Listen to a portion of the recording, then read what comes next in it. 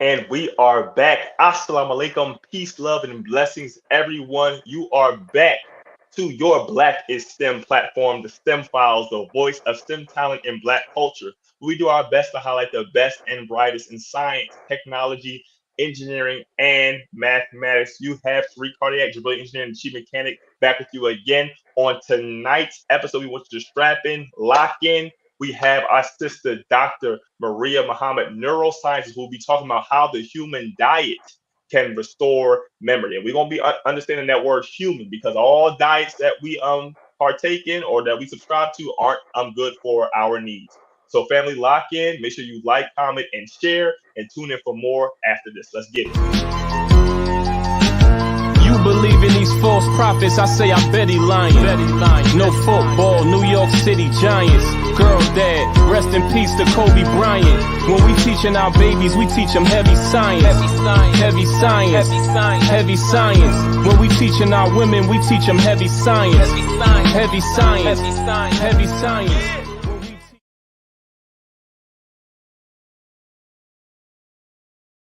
Yes, sir. As the big homie Papoose always says, we teach everyone on this platform heavy science. Again, family, before we go any further, make sure to follow us on our social media, right? At Tariq Cardiac, at Jabrillion underscore engineer, and at the Chief Mechanic on Instagram, at the STEM Files, Instagram, Twitter, Facebook, and YouTube. Make sure to follow us and stay locked in for all new content coming down the pipe.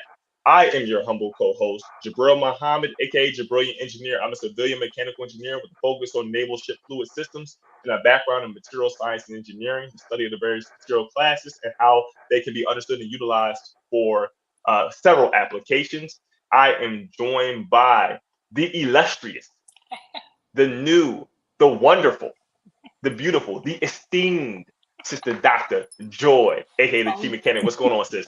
All praises due to Allah. Thank you, Brother Jabril, for that fine intro. As he said, I'm Sister Dr. Joy 2X, aka the Chi Mechanic. I've been studying and practicing traditional Chinese medicine for ongoing of 13 years now. And in TCM, we understand that the body innately knows and desires how to heal itself. So the medicine I offer here is to assist you in that journey like a mechanic for your vital energy. Back to you, Jabril. Praise it. But wait, there's more. Here in spirit, unfortunately not here because he has some things to take care of important. My big little brother, Brother Tariq Muhammad, aka Tariq Cardiac, Come biomedical on. research scientist with a background in cardiovascular pathobiology to study how diseases form in the heart and blood vessels. Dear brother is here, man. We're gonna carry it for you, bro, and do our thing. But that's enough of us. We can talk, and I know I can talk forever. Y'all know I can talk forever. Those who've been here. We want to turn it over to the key mechanic to talk to and open up with our esteemed guest, Sister Dr. Maria. Talk to us about who she is, her background, and then we're gonna get into this heavy science for y'all. Sister Dr. Joy, go ahead and take it away, Queen. I am so excited for this episode, Sister Dr. Maria Muhammad. Welcome, welcome, welcome. So, a little bit about you. You are a postdoctoral scientist at the University of Alabama at Birmingham.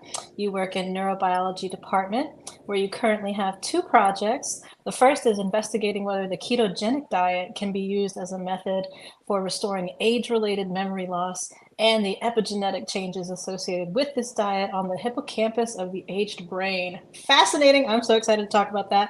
And your second project, investigating the effects of THC and CBD exposure on the developing brain as it relates to the neurocircuit. She's also interested in the sex-specific effects of this exposure and the epigenetic changes associated with THC and CBD exposure in utero. Awesome, awesome, awesome. Welcome, Sister Dr. Maria, to the STEM Files. Praise be to Allah. Thank you for having me. I'm glad to be on the show for again. Yes, multi-time alumni. We forgot to mention that. Sorry. She not new to this, she true to this. My fault. Respect your gangster. My fault. She has been with us before. She is a STEM Files lifer. She knows how to do this. Sis, just kind of opening stuff. And we know we read your bio, but just like, welcome, welcome, welcome. Thank you for returning to the platform. The floor is yours, and then we'll get right into tonight's topic. Oh, praises be to Allah. It's a blessing and it's wonderful to be able to be on this platform, being able to highlight Black excellence in STEM, because it's vitally important that we know as Black people that STEM is in our DNA. That's It's right. not something that is just we happen to get into it. No, it is vitally part of our DNA and a part of who we are naturally. So, Absolutely, absolutely. Here at the STEM Files, we do not think of Black in STEM in the terms of DEI or diversity, equity, inclusion. So if you hear me, I try to enunciate when I say it. I always say this is your Black is STEM present tense platform. Black That's right. is and has always been STEM, Come right? on. So in the Nation absolutely. of Islam, we learned that Black is not a color, it is the essence from which all color, let alone things, come. So as long as there has been Black, there has been STEM, and Black will be forever. Therefore, there will always be STEM. So let's get right into some breaking down of terms because whether you're in the scientific community or not, you had a lot of high level terms that we want to break down. Since Dr. Joy, I'd like to understand first and foremost what is a neuroscientist. Let's start there. Let's start there. What is a neuroscientist? So, a neuroscientist generally is just a person who studies the brain. So, breaking down that word, neuro, brain, scientist, one who studies the understanding of a thing, they go deeper into it could be different versions. Some people could go into the molecular basis of neuroscience, some people go into the electrical basis of the brain. And there are others who look at behavior. All three, of course, are connected to one another, but because the field itself is so large and so vast, many people put themselves into, you can see little cubicles, corners, or niches within the neuroscience field.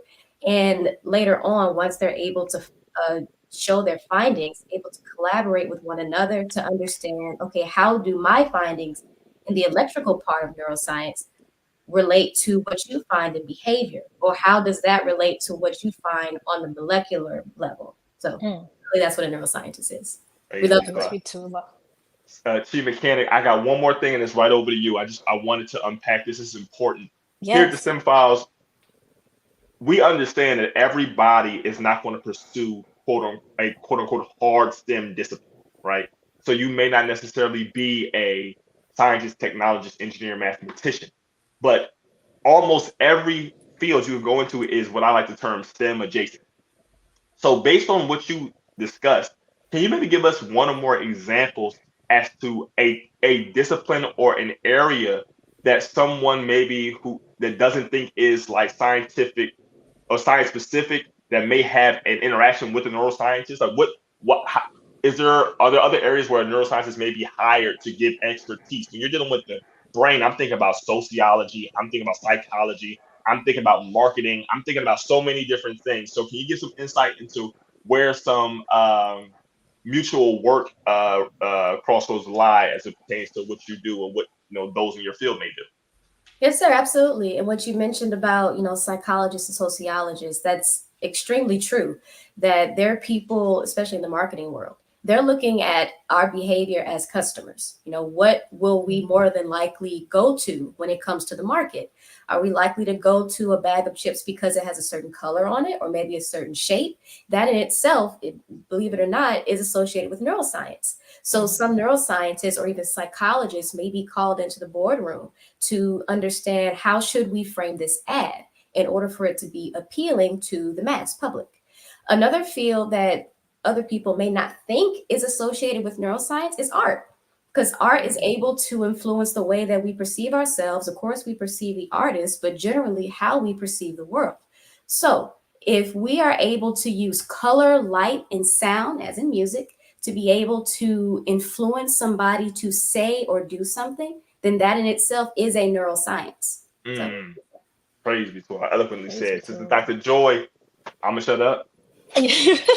So I want to get right into your very first topic, and part of my curiosity would be how, as a neuroscientist, did you come to think of a very specific diet, the ketogenic diet, affecting the age-related memory? Like, what brought that on for you? How did that come about? yes, ma'am. So it's interesting. So where I am in, you could say, as a postdoc, This is someone who, after they have gotten their PhD, they are now training to eventually run, for my case, my own lab one day. So I am in training under somebody who is currently running their lab to figure out exactly where I want to go in terms of my research. So when I came into the lab, that second project is what I brought. The first project is what was given to me. And the more that I learned about the ketogenic diet, the more that I was fascinated by how similar the way this diet is supposed to help with memory is similar to how we're taught about fasting. That's Because right. it may seem contrary for other people, but the ketogenic diet, which I'll backtrack a little bit, the ketogenic diet is a high fat, low carbohydrate or low carb diet, and there's usually standard protein present. This high fat is there because it is considered to be an alternative source of fuel for our brains. Normally, our brains are able to function on glucose, so things like sugars or carbohydrates. But with the keto diet, it uses fat or triacylglycerol. So this is again a type of fat. Because of this, this puts the body into a state called ketosis. When this ketosis happens in the brain, this allows for us not to use glucose as our source of fuel, but fat. And in that, we're able to, you could say it's not so much, you could say a cleaner version of fuel, but it's able to allow us to use that fuel in a better manner that allows us to think properly and even move better. With fasting, even though it may seem contrary, we also go through ketosis. It's just that the difference is that we don't have to have a high fat diet. We just have to fast, as the Most Honorable Elijah Muhammad has taught us how to. Praise be to Allah. I'm not gonna lie, my brain meets the tingling because I want to go back to the glucose versus the fat. So can you unpack that a little bit more? So I guess when eating or when under a certain diet, how are we getting to the point where we understand or know that the fructose is feeding us versus the fat? So what is being done differently one type of dietary discipline to the other? So there are different, you could say, schools of thought of what's happening. In my particular field, we're looking at it from the perspective of something called epigenetics. So we know genetics, so that's our DNA, and the dogma of biology is that you'll go from DNA to RNA, and then you'll have protein. So that's just general. There's epigenetics, where we're not changing our genetic code. However, we're changing whether or not certain proteins will be expressed or made. And that's something that we think is what differentiates the presence of glucose in our body from the presence of a ketogenic diet in our body, or a ketogenic state of the body in the, So that's generally what we're believing may be happening. It may be changing what is expressed on our genome or on our genes, which allows for different proteins to be present. So that's generally what we believe might be happening when you compare a glucose high diet with a keto high diet. Okay, so difference in expression from the level of the proteins. Is that what I'm understanding? Yes, sir. Okay, praise be to Allah. Okay. And can you go a little bit further into what an expression of a gene would look like? Like for people who have no idea, they're like, expression of a gene, am I getting superpowers from the full moon? Like what's going on? So let's say, for example, a really good experiments or demonstrations of this have been when it comes to the way that we develop. So as children, or even as before we become in the toddler stage, there are certain genes or certain characteristics that we may express in our proteins. An example could be the way that our brains are wired. So as we're growing, our brains may not be as connected as they should be. What allows for these connections to occur is the expression of specific proteins, but those proteins aren't expressed until certain times in development. That is what is meant by that expression of proteins. There's that timing of protein expression that's required for our development. And there's also the expression of protein required for certain connections to happen within our brain. Wow. Oh, wow. All praises due to Allah. I'm just thinking about how the Most Honorable Elijah Muhammad said that, he could take a child and feed him Navy bean soup and him live for 200 years or more. And so that would be something like an epigenetic code being Yes. unlocked. Beautiful. That's awesome. All praises be to Allah. This is truly, truly an amazing field. And the deeper that I go into it, I just thank Allah that He's allowed me to even touch His creation. So praise be to Allah. Yes. Praise be to Allah. I'm just sitting here. I'm like, I'm gonna ask so many questions. I heard it clear so many terms. I'm like, let's clear protein, let's clear epigenetics, let's clear all of that. Matter of fact, let's go ahead and do that because we want to make sure we drill down. So I know you're talking about protein expression, and then they're linked to timed. It's like a chemical reaction. Yes. A certain point in development, right? You'll do experiments. We know also chem lab, right? Where like, okay, over certain you have certain reactions that are like time based, temperature based, etc. So let's say I have two very young children, and my daughter is about 7 months, my son's about 20 months. So obviously, epigenetically they're at two different stages, and they're expressing different things. So whether it be like hyperactivity from the perspective of like wanting to touch everything or walking or looking. So what is a protein, and what are some different types of proteins that are being expressed at these different developmental stages, or maybe adolescence or of some sort? Yes, sir. So for proteins, they are generally everything that make up our body, everything that make us human, or if you're an animal, everything that will make an animal an animal. So in the relationship to children, there have been several experiments that have been looking at the development of vision. So at certain points in life, there is a point at which our vision starts to become clear. Right. That requires for there to be the development of eye cells or retina cells. At certain points in development, because there is this activity, or we'll call it stimulation, that happens, such as if you see light, then that allows for that timing or that epigenetic change to occur to allow us to identify light and being able to see. But what's interesting is that there were studies shown that found that if you were to keep, let's say, an animal's eyes closed during those developmental times, or they'll call those critical periods, they actually don't allow for normal development or the eyes, because there's a lack of stimulation or activity happening outside of itself. So again, going back to the relationship with children, if a child is not in an enriched environment, or an environment where they're allowed to experience different things such as touch, feel, smell, taste, then they may not have that normal development that a child who has been able to experience that would see. So that in itself is an epigenetic change. Praise be to Allah. Sister Dr. Joy, is my Awesome. mind the only one that went to the spiritual development related to revelation? Like being in spiritual darkness and then receiving revelation. All right, we're not even. No, you know what? I'm gonna let you go ahead, because go ahead, because my mind already went to. Yep. Yes, ma'am. Well, I was thinking about this also in terms of science, because your research that research that was handed to you is focusing on the hippocampus. So one, we'll need to define what the hippocampus is, what it do, and also is the hippocampus more of like a molecular, the electrical, or the behavioral? Can you kind of expound upon that for the audience? Yes, ma'am. So the hippocampus is my favorite part of the brain, and it's considered in one of the older parts. People will consider the oldest part of the brain as it relates to development. So this is a highly structured region of our brains that allows for memory storage.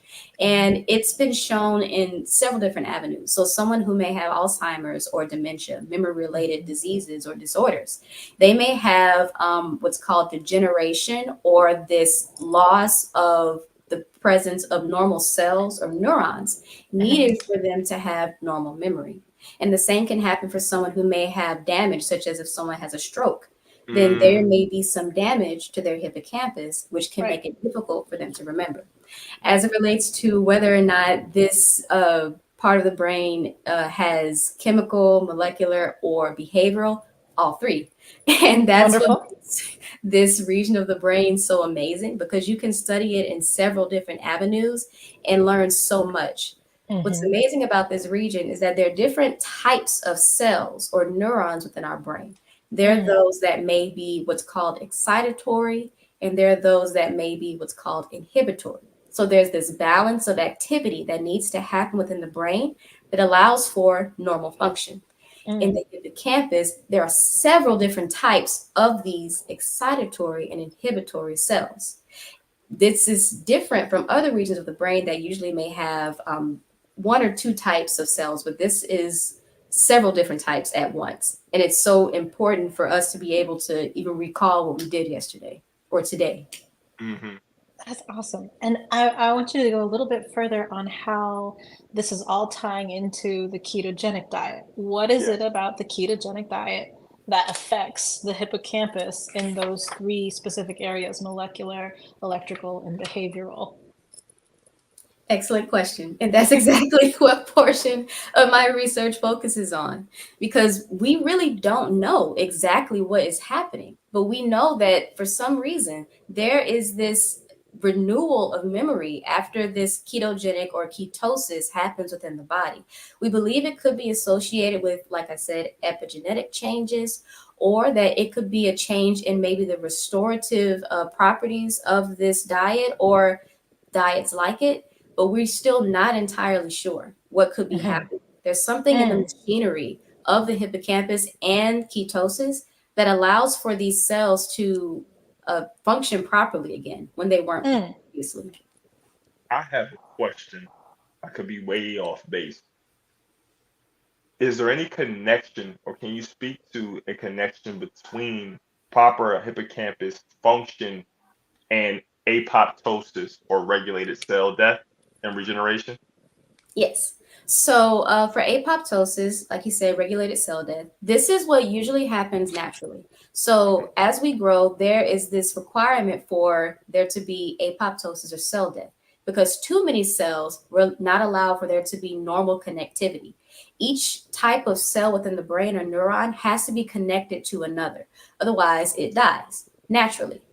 Those that are not supposed to die or may die because there is some insult to the brain or injury to the brain, that's not programmed cell death. That would be, some people could say necrosis, or there could just be cell death generally. But it's not necessarily programmed or supposed to happen, except that because there's an insult, now that cell is dying. And we're trying to understand what could be causing this.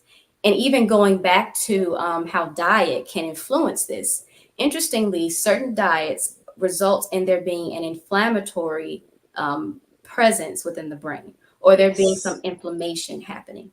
When you have this increased inflammation, this can result in there being that cell death that was mentioned previously. And this in itself is suggested to be potentially one reason for why there may be memory loss, especially as it relates to what we may be eating. So inflammatory foods like high processed foods, high sugar, high fat, too high fat, and not balancing that with that of other nutritional value, that can be abnormal for our brains, and that will make it difficult for us to think properly.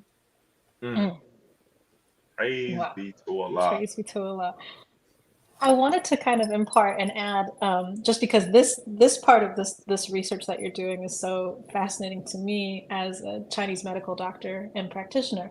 One of the 5 pillars of traditional Chinese medicine is dietary therapy. And so when we think about that, we're thinking about which organs are involved, the spleen and the stomach. They're part of the earth element, right? So the spleen in particular has such an important part and function of overall health of the mind as well as the body. And so, just like the functioning of it in Western medicine, it contains infection fighting white blood cells that are used, right? It also controls the level of blood cells in the body, including red and white, and then the platelets. It's a part of your immune system. And so comparatively, the function of the spleen in traditional Chinese medicine is that what we call governing or transportation and transformation of your food. it has to go somewhere. It has to separate and divide in order to go, through the digestive tract and eliminate as well as nourish the entire body. It's going to be able to control the muscles and the four limbs, because the spleen is what we call it, governing the muscles and the limbs. It also houses thoughts. So this is part of the mind, body, spirit medicine of the different organs in traditional Chinese medicine. The spleen also manages blood, right? Liver can help to move and circulate the blood. The spleen actually manages it. We also talk about it opening into the mouth and manifesting on the lips. So even diagnostically, if someone has a spleen issue, when I'm looking at their face, I'm kind of taking all of this in. And then it also calls what we control as upright qi. And upright qi in traditional Chinese medicine is the immune system, essentially. And so the thing that was really speaking to me directly to this whole, what's the ketogenic diet doing to the hippocampus thing, is that the spleen in traditional Chinese medicine governs thought. And so what does that mean? It's called yi, Y-I, and it's the pinyin for intellect in Chinese. And so the spleen is directly linked to our capacity for thinking as well as concentration. So we've all heard about this, I believe, at this point, that your gut is like the second brain, but a lot of people would argue that it's your first brain, right? And so we, like, just as we are what we eat, we have the ability to concentrate and think more clearly when we have clearer foods that we're ingesting as well, right? So I feel like that high protein diet and ketogenic diets is doing something to those proteins that actually help like re-stimulate the blood production within the hippocampus, perhaps. It's also part of the emotion of the spleen. It's twofold. So excessive worry can actually damage the spleen. If you ever have somebody who's just like completely depressed or anxious or anything, and we talk about this in the teachings, the Most Honorable Elijah Muhammad has let us know this, that when your thoughts are muddied, you have to take a look at what it is you're eating. Are you eating pork? Is that is that something? That's the first thing that'll do it. So I just found that so incredibly fascinating to know that more people are now more often than not seeing that link between digestion and bowel movements, as well as state of mind, and even like how your thoughts are generated. So this is fascinating research to me. Kudos, Dr. Maria.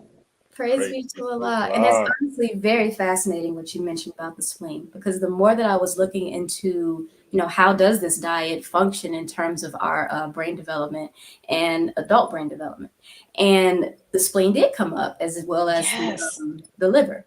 And that's where I decided that, okay, yeah, the brain is very cool. I also decided that in my studies, because I'm using animal models, I decided to collect spleens as well, because I'm just curious what might be happening in other organs within the body, because of course the brain is going to be affected, but how are other regions going to be affected? And could there be a connection? So that was just amazing and fascinating. Praise you to Allah. Let's do research together. Let's collaborate. Come on now. Collaboration. I sense collaboration. Family. We are approaching, if not just about at the halfway point of the show. What I would like to do is replug, if you will, social media. Again, make sure to follow us at Tariq Kardak, at Jabrillion_engineer, at The Chi Mechanic for all of us personally, and at The STEM Files, Instagram, Twitter, Facebook, and YouTube. And those initial 3 handles are for our Instagrams. If you like what you are seeing, you are hearing, make sure to drop. I need a black fist. With a black fist in the comments. Give me the black fist in the comments. Make sure we are sharing. Make sure we are putting our social media. Y'all got to tap in right now. And while we're doing so, let's start acknowledging some of our watchers via the comments. So we're going to start on top. We got Brother Walter X Richardson. Assalamu alaikum. Muhammad Muslim is 69. Thank you, sir. Praise be to Allah. Salam. Brother David Jones Muhammad. Assalamu alaikum for Muhammad Muslim is 78. Thank you so much, Alaykum Salam. We have Maze X. Man, it's a regular right there. I love the STEM Files. I salute.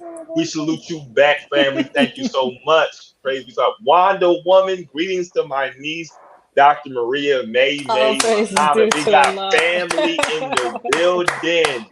Okay, May, go. Greetings to my granddaughter, Dr. Maria.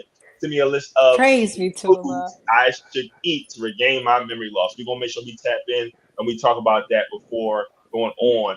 Our brother Tariq is tapped in. I know he's taking notes, and he definitely gonna eat on part 2 of this conversation. This episode is fire. Yes, sir. We know I'm in the kitchen. All right. Praise be to Allah. I said talk about that stress and LaForest, Washington. Greetings from the Washington, Dr. Maria. Praise be Greetings, to family. Allah. Praise be to Allah. You got Reginald, your God, brother. Drop that black fist. Thank you, brother Reginald. We've been seeing your support, bro.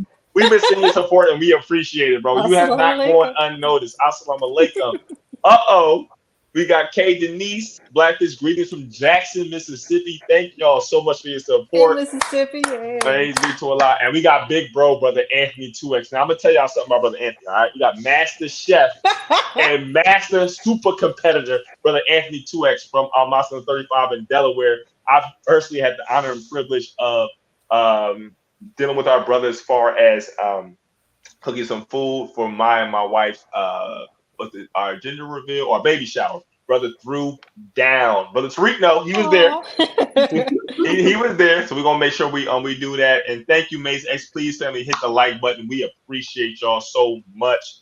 At this time, we're gonna go into what Brother Tariq likes to call our commercial break. Inshallah, we should be talking about our latest edition of the Final Call newspaper, and we're gonna do a quick plug of what we do individually as members of the STEM File. Stay tuned for more, families.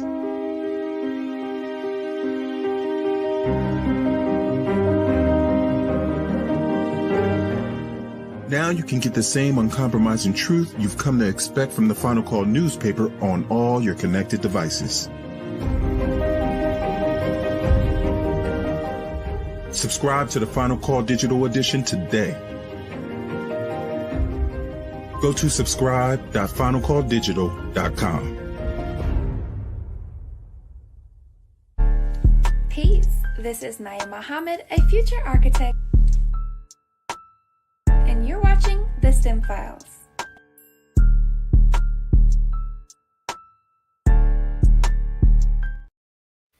Praise be to Allah. And the latest issue of the Final Call newspaper is volume 43, number 29, The Reward, Mercy, and Grace of God. Before we go any further, I'm sure many of us know by now. If you don't, you've been living under a rock. We proudly and with a loud voice say that all 3 of us and 4 of us currently on this platform are proud members of the Nation of Islam, the Fruit of Islam, and the Muslim Girls Training and General Civilization class. This is the Final Call newspaper, a message dedicated to the resurrection of the Black man and woman, America, and the world. The Reward, Mercy, and Grace of God. This is on behalf of the Honorable Minister Farrakhan, Student Minister Ismail Muhammad, delivers Eid al-Fitr message in conclusion of the Islamic holy month of Ramadan. Again, we are still, on high coming out of the holy month of Ramadan. Eid Mubarak to the family. We still on Eid time. I'm still on Eid time. I don't know about y'all.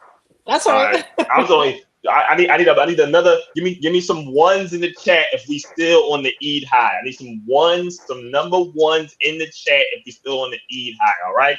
But family, you want to go to finalcalldigital.com to subscribe and get your digital edition every week. If you are in the Philadelphia or Atlanta, Georgia areas, if you are in the Greensboro, North Carolina area, if you're in the Richmond, Virginia area, Sister Dr. Maria, charge it to my mind, not my heart. Tell the people where you at. Birmingham, Alabama. Birmingham, Alabama. From Jackson, Mississippi. Officially from Jackson, Mississippi. So if you're in any of those areas and you want to tap in and get your physical edition, tap in and DM us. We can make sure that you get that every week, family. The Final Call newspaper, that good news you can use. All praises due to Allah. Praise be to Allah. Right. Oh, we got a couple ones in the chat. Praise be to Allah. So at this time, family, we want to also segue into, I told y'all we do things as individuals in addition to being a team, right? So we want to talk to you about some ventures that we're doing, and we'll each speak to them as individuals. So we want to start with Sister Dr. Joy, the Chi Mechanic. Ooh. What does Sister Dr. Joy have for us outside of the STEM File? All praises due to Allah. Well, as the intro stated, I am a doctor of Chinese medicine and acupuncture. I operate a community funded acupuncture bus on wheels. I call it the Heels on Wheels. And so I make house calls. So anything from acupuncture to Japanese shiatsu to Chinese herbal formulas, and cupping, moxibustion, and beyond. We service the community. And tonight is normally our Thursday stint at the Greensboro Farmers Market, but we are proudly here representing STEM Files with Sister Dr. Maria. All praises due to Allah. Praise be to Allah. And for myself, Segway, Jabril Muhammad, in addition to being the Director of Engineering for Jermaine Scientific and a co-host here at STEM Files, I am the proud co-owner and proud academic consultant at New Educational Paradigm Consultants, which is my family's academic consultancy. We specialize in providing K through 12 and beyond tutoring and academic support in reading, language arts, writing, math, science, study skills, SAT prep, etc. We offer a wide variety of virtual, individual and group appointments and sessions. For more information, you want to call 267-312-3808 or 267-271-8197. I've had great success personally. So I specialize in mathematics as a math tutor. I've helped increase people's SAT scores by hundreds of points. I've helped people go from failing math grades to passing and super impressive scores, whether it be in algebra, trigonometry, geometry, etc. My mother, Sister Kimberly, who's the owner as well, has helped a lot with English, with SAT prep on the English side, with writing, ELA, etc. And we have a number of other people who work with us as well. And lastly, but certainly not least, right, our dear brother Tariq Muhammad, aka Tariq Cardiac. What does he have for us? Praise be to Allah, brother Tariq Muhammad. This is CPR and first aid training tour. He and one of our dear brothers are going around and they're terming it Comer by Night Health Education. They are servicing the Maryland, DC, Virginia, and Carolina areas. For more information on booking a session to get yourself and your team or your organization or your body trained and certified in CPR and first aid, please go to TariqCPRFirstAid@gmail.com, or you can also DM at Tariq Cardiac. Make sure y'all tap in, family. That is literally, and especially in this time, knowing CPR and first aid will save your life or the life of a loved one. Family, right. We're doing a lot here at the STEM Files and striving to offer a number of services, timely services to our people. But let's get back into this timely discussion. Again, Sister Dr. Maria, thank you. I'm full. Like, I'm trying to, I'm as an engineer, right? I got to be on my super focus, because I'm they talking, they giving terms, some of which I haven't cracked open a biology, chemistry book in a long time. I've been on, failure analysis, material mechanical. I've been on that for a minute. So I've been an engineer for almost a decade. So I've been a little removed, but I'm still in there. I still drop a couple of terms here and there. Praise be to Allah. Praise be to Allah. So we've had questions, right? So, how can your diet help restore your memory, right? So can you talk to us about what are some foods and or nutrients, right, that you should be making sure that you eat routinely to help? And also, does it change in volume or type depending on specifically what type of neurological issue that you have as an individual? Yes, sir. So fascinatingly, what we've been taught in How to Eat to Live, those are the foods that can help with our memory. You don't say. Specifically. Okay. So yes, sir.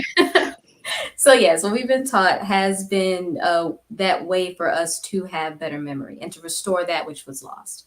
So yes, the navy bean, turmeric, which is again something that we like to put in our navy bean soup. Come on.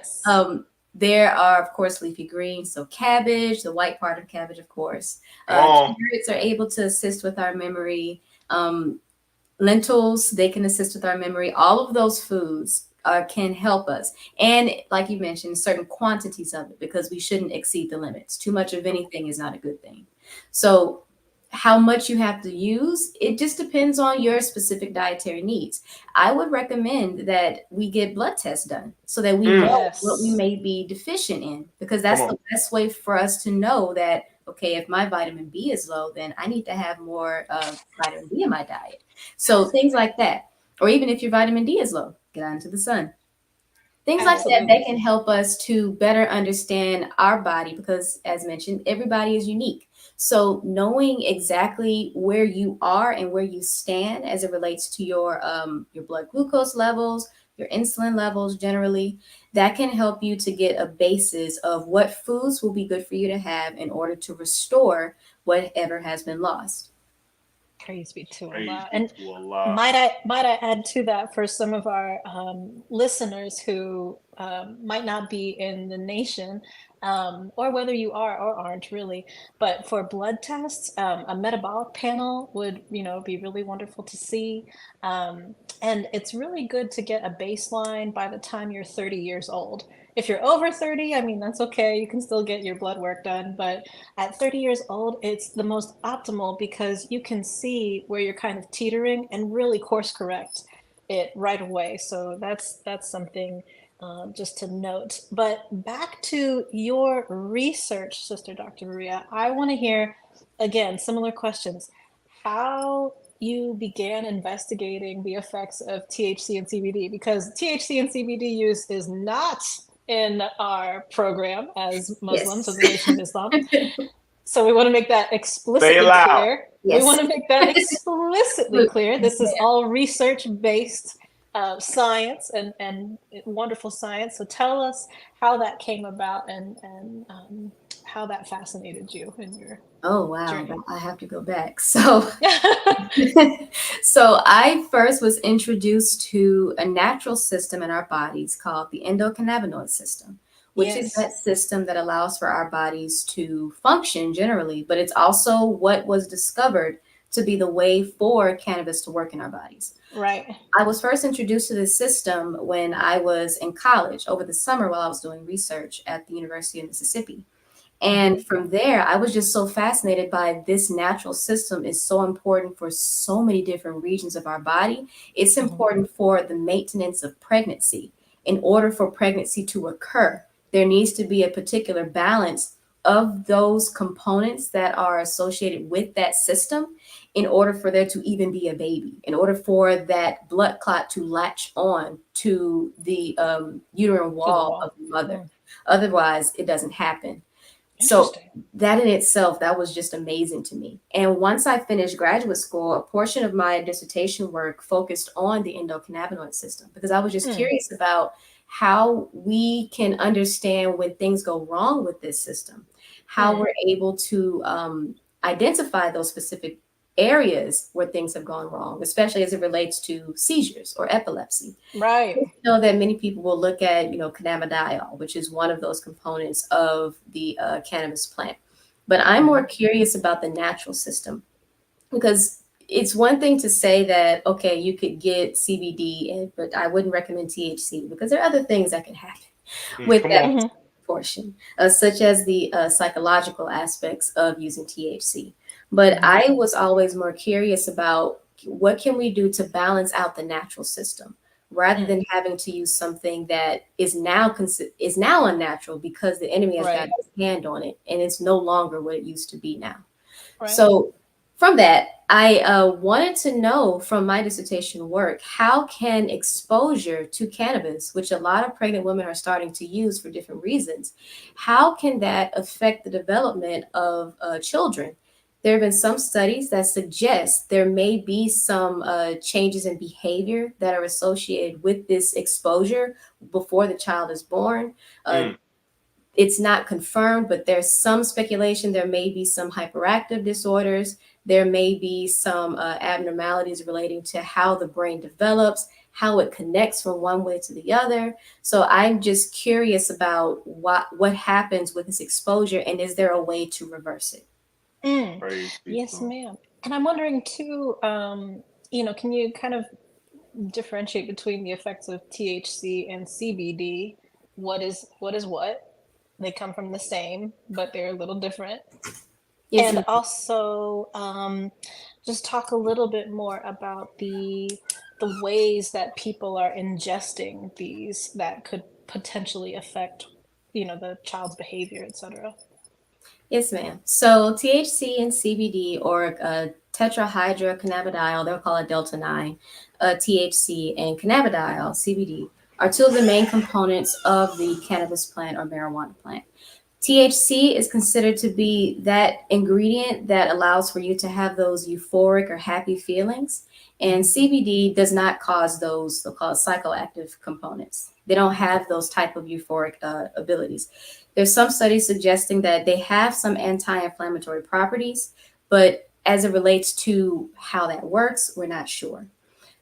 There is still up in the air about what effect this has on children, because there's just so much there are different ways that people have looked at this. Some are not standard in terms of, how much are they exposing the children to this, or they may not even know anything about the plant generally. And because there's this general idea of what the plant is, rather than understanding, okay, how does this affect development at this point in time? No one's really doing that. So we don't really know how these components might be affecting the development of the hippocampus, potentially of the effect of memory. Yeah, we might give it to people who have some sort of disorder like seizures or epilepsy, but what are the long-term effects of this exposure? We don't really know that. So, yes. And what I was thinking too, praise be to Allah, what I was thinking too was just how mothers are actually ingesting either THC or CBD, which I think may or may not have a greater or lesser effect than between smoking it versus eating. What else do people do? I don't know. So those are the two main ways that people will really expose themselves to it. They may ingest it or they'll inhale it. Those are the major ways. So depending on the way that it's used, one way, for example, with ingesting it, that takes a longer period of time for it to occur because of the way that it's entering the body, versus inhaling, because that can go directly into the lungs and it's a faster route for it to get into the brain. That's usually the way that people will use it. And it seems like the way in which you are ingesting it does have an effect of, how that does affect the child as well as the mother. What's interesting about both of these components is that they both cross the placenta. So it's definitely affecting the child, but in what specific way, that's a little bit of what I want to understand. And if it does cross that placenta, doesn't that mimic the blood-brain barrier in any kind of way? I mean, and can you talk a little bit about what that is for the audience, perhaps? Yes, ma'am. So the blood-brain barrier. So that is that barrier within our brain that does not allow for everything to go through. So you can look at it how we look at our skin. Our skin is porous, and it allows for certain things to go through because of its size. Right. In our brains, however, it is a little bit more exclusive, actually a lot more exclusive in terms of what can cross it and what can't. So that's one of the reasons why if people are given some type of medication, it may or may not cross that barrier because it's pretty protective. So this only allows for certain components within the blood to go through it that are a specific size. Praise be to Yes, Allah. ma'am. Praise be to Allah. Thank you so much, sis. Family, we are almost at the end of our time. Yes, I know you're upset, but we will be back, inshallah. All right.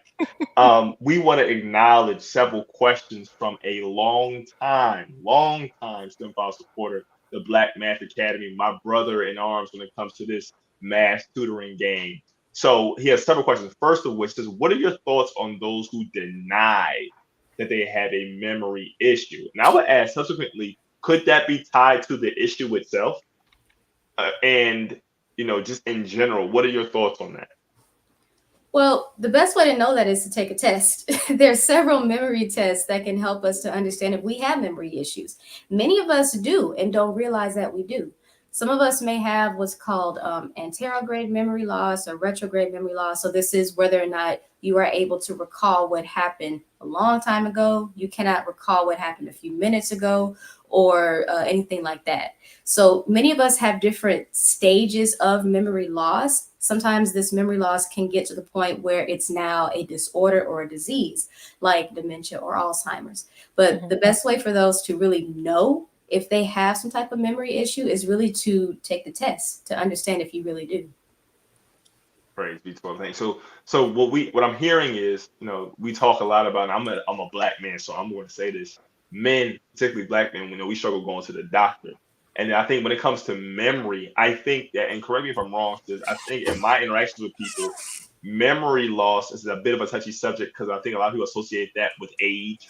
And I'm getting older, I'm losing an aspect of myself that's tied to vitality in a way. So I think that what we really have to do is strive hard to fight against people's perception that may or may not even know we exist, and really focus on being better ourselves. So thank you. So let's go down to one of the next questions.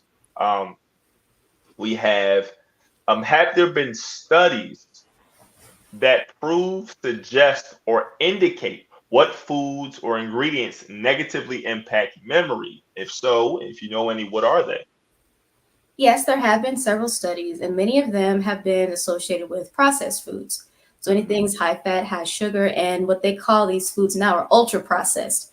So they've gone through one process and they've been reprocessed. So it's kind of like if you were to say, gross, re-fried beans or something like that. Space food. So, yes. So ultra processed foods, those have been some of the main types of ingredients and just food types that have been shown to have a negative impact on memory. And the reason for that seems to largely be to that inflammatory state that it will put the brain in. Right. I'm thinking about this even mechanically too. If I'm working on something physically, I find it difficult to focus on something else that's not that. So if my body is going through chemical gymnastics to digest a supposed food, a lot of bodily resources are going toward that. So how much capacity do we have at that moment to remember or focus on anything else outside of that digestion? You think about when we're digesting stuff, we get sleepy. So much is going. So the soldiers is out here like, listen, we gotta do what we gotta do. So praise be to Allah. Thank you so much. One of the next questions, Black Math Academy, when he's on, it's rapid fire. So the general idea was THC and CBD is harmful. With it being legal now, it's been associated with being okay. Does the research support or deny this? This is a beautiful question. That is a really good question. So there have been scientists that I've questioned the legality of THC and CBD because of the fact that there is harm associated with it. It's sort of like how cigarettes are considered commonplace, or the nicotine not nicotine patches, but you could say vaping or things like that. They've been considered commonplace, but that doesn't mean they're safe. So it's the same thing. Yes, ma'am. I find it interesting. Have you ever thought about, so if you look at alcohol and like cigarettes or things of that nature, they're like the two classes of ingestible that there are commonplace and very high level campaigns against. Yes. Like Coca-Cola is bad for you, but you don't see billboards talking about, have you looked at the label on your Coca-Cola today? Stop drinking Coke today. Like you don't see that. You don't see it. But it'll be like, have you looked at it'll be like someone smoking in a cloud, coming all the ingredients in the cloud. Stop smoking today. Like it is literal active campaigns against cigarettes. But this is something that's sold in stores. All right. So it's just something to really think about. But at this time, I want to turn it back over to Dr. Joy in these last 7 minutes. We want to just engage you a bit more, get some last minute words, and we want to talk about how people can stay tapped in with us offline. Because if you're not getting this offline content, we, like I said, we talk about a lot of stuff on here, and we're not married to these platforms. We want to make sure that we're able to engage our audience regardless of what's going on at any given time. So we want to talk about that. This is Dr. Joy. That's right. So family, we have just created a brand new newsletter for the STEM Files. And so we really want you all to plug into that. The link is in the description in our bio, especially on Instagram. I believe there's a link also on our Facebook page, if not. But we're going to get exclusive content. We have wonderful deals coming up, even different interviews and highlights of our guests, past, present, and future. So be sure to tap into that and stay connected with us. Absolutely, absolutely. So as we wind down, again, Sister Dr. Maria, you've been on, I believe this is the third time at this point. You always speak so, I'll say, glowingly of us and what we do, which we greatly appreciate. I just want to ask, why the STEM files? What do you think the niche we fill is? And how can we even continue to work at even a higher capacity to do what we do even better, I would say. Yes, sir. So for why the STEM files, this is a unique platform because we are able to relate what we have been taught by the Most High Elijah Muhammad under the leadership of the Honorable Minister Louis Farrakhan to STEM. And we're able to bring our people closer to understanding how important it is for us to not just know STEM, but to being able to apply it to our daily lives and being able to say that I'm going to use this to do for myself and to do for my people. This is one of those few platforms that does that, and specifically does that with the Black man and Black woman in mind. So all praises due to Allah. So yeah, I think, I talked to Tariq a lot, and I know Sister Dr. Joy, she had so much fun with us. But it's so funny because thinking about when she joined versus when me and Brother Freak started, and I'm sure you have this same nostalgia with Earthworks, Dr. Joy, but where you started from versus where you are. And Dr. Nehemiah, Sim Media, talked about it too, staying consistent. They'll talk about starting from Blog Talk, moving over to I think Google Hangouts at one point. Tariq will correct me if I'm wrong on that. Some of the graphics, Tariq don't even look at some of the old graphics we made. I'll share something on social media. He'd be like, I don't even want to look at that, bro. I'm like, what you mean? This is growth. It shows growth. And he don't want to look at it at all. So it's just beautiful, family. For those tapped in, again, we thank y'all so much. We love the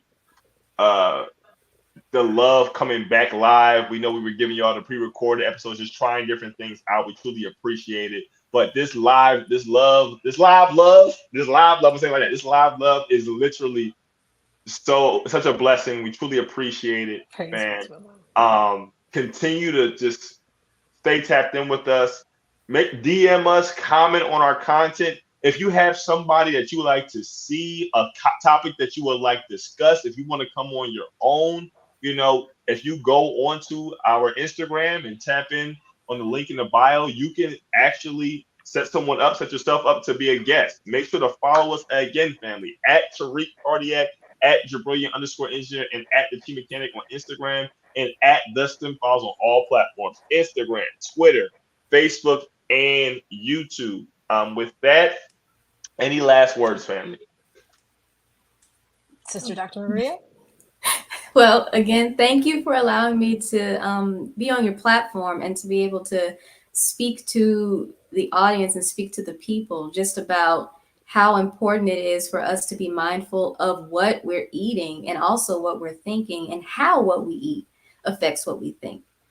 It's important that we study how to eat to live because it is exactly that. We don't want to live to eat because that's how we have a quicker death. There was an article that came out a few minutes before we got on that talked about how fasting can help with increasing our life. It can extend our age if we're able to do it properly. So what we have been given by the Most High Elijah Muhammad will save our lives and will save the next generation to come. All praises. Will save our lives and save the next generation to come. And don't think that wasn't a double, because we were just talking about epigenetics. So we not only protecting ourselves, but if we eat right, think right, move right, then epigenetically the next generation will start from not 0, but 10, 20, 50, all the way to 100. Praise be to Allah. So we want to talk about we always talk about legacy building. That's more than financial. Yes, you should have a trust. Absolutely. Yes, you should have life insurance. Yes, you should set up estate planning. But all that means no if we still eating like slaves. I'm sorry. Come on. All right. So all praise due to Allah. But family, this has been another edition of the STEM Files, the voice of STEM talent in Black culture. Where we do our best to highlight the best advice in science, technology, engineering, mathematics. Jabril Engineer, Tariq Cardiac, the Chi Mechanic, Sister Dr. Maria Muhammad. Again, thank you so much, family. Until next time, this is the STEM Files. We love y'all. We appreciate y'all. Peace, family. You believe in these false prophets, I say I bet he lying. No football, New York City Giants. Girl dad, rest in peace to Kobe Bryant. When we teaching our babies, we teach them heavy science. Heavy science. Heavy science. When we teaching our women, we teach them heavy science. Heavy science.